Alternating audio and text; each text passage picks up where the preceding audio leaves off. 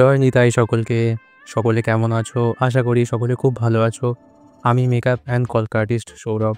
আজ ৩০শে নভেম্বর, আজকেরও বেরিয়ে পড়েছি কলকার উদ্দেশ্যে। খুব ঠান্ডা লেগেছে, এই জন্য মাস্ক গলা ঢেকে ভালো করে বেরিয়েছি যাতে ঠান্ডা না লেগে যায়। তো ধীরে ধীরে এগিয়ে চলেছি ব্রাইডের লোকেশনে। এই লোকেশনটা একটু কাছাকাছি ছিল, পাশেই রয়েছে বাইপাস, তো আমি বাইপাসে খুব একটা উঠি না।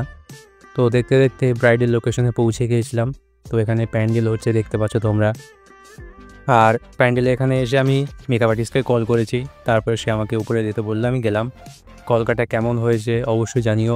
তবে কলকার ভিডিও করতে পারিনি, তো ভিডিও করার মতো কেউ থাকে না। কলকাটা কেমন হয়েছে অবশ্যই জানিও।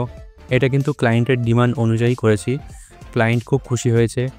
তো তারপরে নেক্সট লোকেশন ছিল কসবার দিকে। তো ওটা করে আমি আবার কসবার দিকে এগিয়ে যাচ্ছি। ওখানে আর একটা ব্রাইড আছে। ধীরে ধীরে এগোতে থাকি, পাশেই পড়েছে অ্যাক্রোপলিস মল। খুব ভেতরে যেতে ইচ্ছা করছিল, কিন্তু খুব ঠান্ডা লেগেছে, ভেতরে যেতে পারছি না, কি করব, সেই জন্য আর ভেতরে যাইনি। তো আস্তে আস্তে আমি ব্রাইডের লোকেশনের দিকে এগিয়ে চলেছি। রাস্তায় প্রচুর জ্যাম ছিল। তারপর অ্যাক্রোপলিস মলের পাশ থেকে সোজা এগিয়ে চলেছি ব্রাইডের লোকেশনে।